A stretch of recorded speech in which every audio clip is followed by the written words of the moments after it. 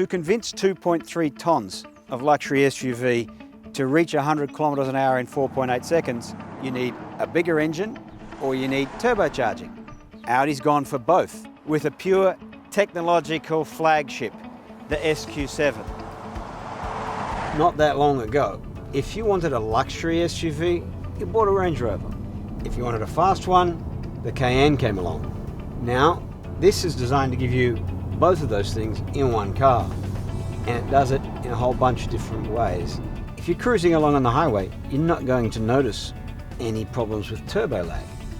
But when you're around town, the engine's at very low speed, so there are no exhaust gases to spin the turbochargers to push air through the engine.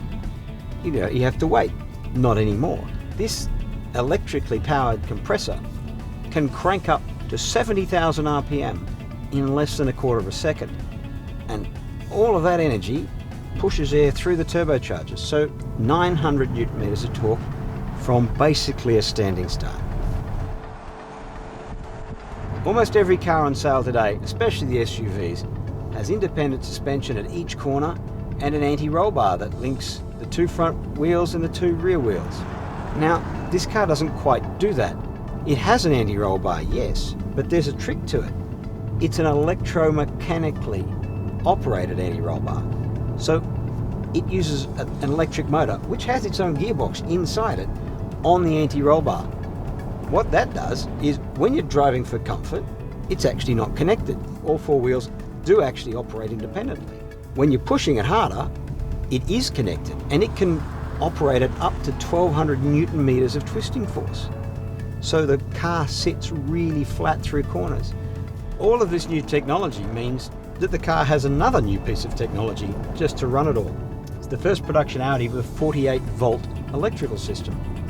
It still has a 12-volt electrical system, but to give it the extra power it needs to drive both the electrically powered compressor and the electric anti-roll bars, there's also a DC-DC converter.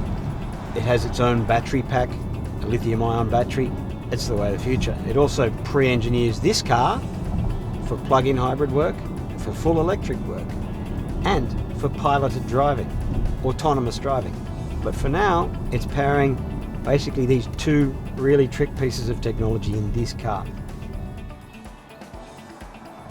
It's a very quiet, relaxed, composed car, and that's the case with all the current Q7s.